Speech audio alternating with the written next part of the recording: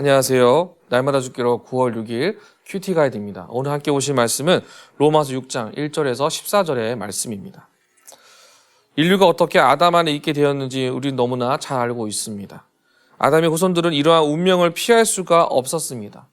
그리스도가 인류를 대표할 수 있는 새로운 시작이 있기 전까지 우리는 아담의 죄 아래 있었다라는 것을 성경 우리에게 이야기하고 있습니다. 자, 그렇다면 우리는 이 사실을 놓고 우리 자신이 어떠한 모습으로 하나님 앞에 나아간 것을 기대해야 할까요?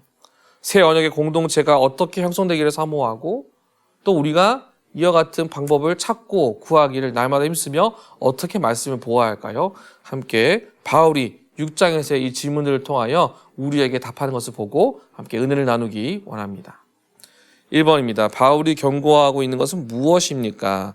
2절입니다. 그럴 수 없느니라 죄에 대하여 죽은 우리가 어찌 그와 대해 더 살리요? 죄에 대하여 죽은 우리란 것은 무엇을 의미할까요? 유대인들은 애굽을 떠나는 순간 바로 왕의 지배 아래 살던 삶의 방식에 대하여 죽었습니다. 즉, 더 이상 애굽의 방식을 따라가지 않아도 됩니다. 출애굽을 통해 그들은 살아계신 하나님을 섬기고 경배할 수 있는 새로운 삶의 시작이 시작되었습니다. 이 경우 유대인들이 홍해를 건넜을 때 애굽에 대해 죽었다라고 말할 수 있지만 이것은 상징적인 죽음을 의미합니다. 즉, 저와 여러분도 하나님 앞에서 옛사람의 모습이 죽었다면 새 사람의 모습으로 살아가는 것이 더 완전한 자의 모습으로 걸어가는 방향이다라는 것이죠. 죄에 대하여 죽은 우리가 그 가운데 더 살 수가 없다. 새로운 방향으로 걸어가야 한다라는 것이죠. 그래서 이 구절에서 바울이 의미하는 것은 교회가 죄에 대하여 죽었다라고 날마다 강조함으로 가르치고 옛사람의 모습으로 돌아가는 것이 아니라 새로운 원칙과 기준, 하나님의 말씀을 따라 사는 것이 중요하다고 교회는 가르쳐야 됨을 강조하고 있습니다. 2번입니다. 우리가 더 이상 죄를 지을 수 없는 이유는 무엇입니까? 3절과 4절입니다. 무릇 그리스도 예수와 합하여 세례를 받은 우리는 그의 죽으심과 합하여 세례를 받은 줄 알지 못하느냐?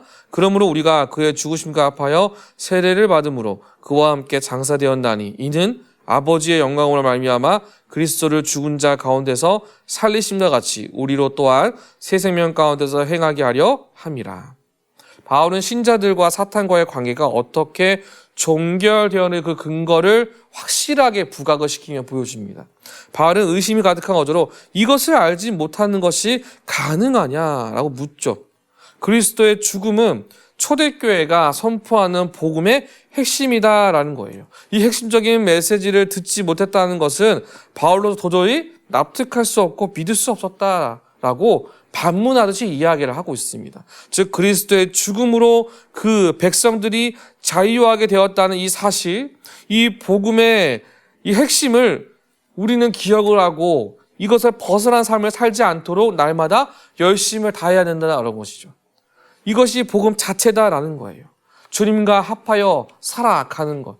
십자가의 사건을 통해 죄로부터 자유함을 얻었다는 이 사실, 듣고 또 듣고 마음에 새기면서 내가 아는 것이다 지나가는 것이 아니라 이 사실에 입각하여서 날마다 온전한 삶을 살아가는 것.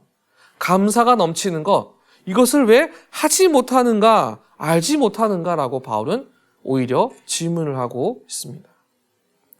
3번입니다. 우리가 추구해야 하는 삶의 모습은 무엇입니까? 14절입니다. 죄가 너희를 주장하지 못하느니 이는 너희가 법 아래에 있지 아니하고 은혜 아래에 있음이라. 율법이 신자들에게 아무런 영향이 없다는 것은 어떤 의미일까요? 즉 바울은 이 부분에 대해서 계속해서 우리에게 권면을 하고 있습니다. 우리가 은혜 아래에 있다는 것.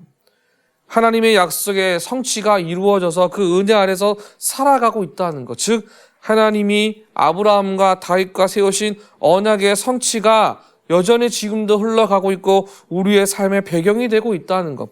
바울이 그래서 율법을 어떻게 인식하느냐에 따라서 우리 자신의 모습이 달라질 수 있다라는 겁니다.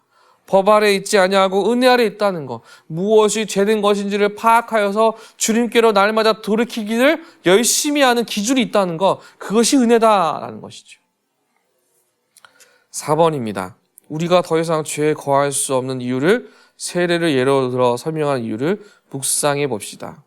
바울은 로마 신자들이 흑암의 나라에서 살던 과거에 경험치 못한 삶을 살았더라도 이제는 그리스도의 몸을 이루는 그들로서의 그들의 삶이 그냥 있는 그대로 방치되어서 안 된다라고 설명을 합니다. 그래서 우리가 세례받은 자로서 주 예수의 복음을 붙잡고 살아간 자로서 우리가 서로에게 협력하고 하나 되기를 사모하는 것. 이런 점에서 바울은 공동체의 거룩함을 호소하고 있습니다. 악으로부터 자유함을 누리고 보호하고 막는 것, 그것이 우리가 세례받은 자, 주의 말씀을 함께 묵상하고 걸어간 자들의 하나된 모습이다라는 것이죠. 마지막 5번입니다. 나 자신을 불의의 무기로 죄에 내어주지 않고 의의 무기로 하나님께 드리기 위해 결단할 것은 무엇인지 생각해 봅시다. 우리는 날마다 발견하셔야 합니다. 우리의 삶 가운데 관계 속에서 나의 모든 상황 속에서 좋고 나쁨을 떠나서 본질적으로 하나님의 말씀에 뼈다가 세워져서 흔들림 없이 걸어가는 지혜가 필요하다는 것. 오래전에 하나님의 은혜가 여전히 있었고 그 은혜 아래 살아가고 있음을 믿어 의심치 않는 것, 그것이 우리에게 필요한 모습이다라는 것이죠. 사랑하는 성도 여러분, 이 아침에 우리 안에 있어야 할 하나님의 귀한 복음의 말씀, 이 은혜를 힘입어 오늘 하루도 주의 말씀으로 승리한 은혜가 있으시기를 주님의 이름으로 축복합니다.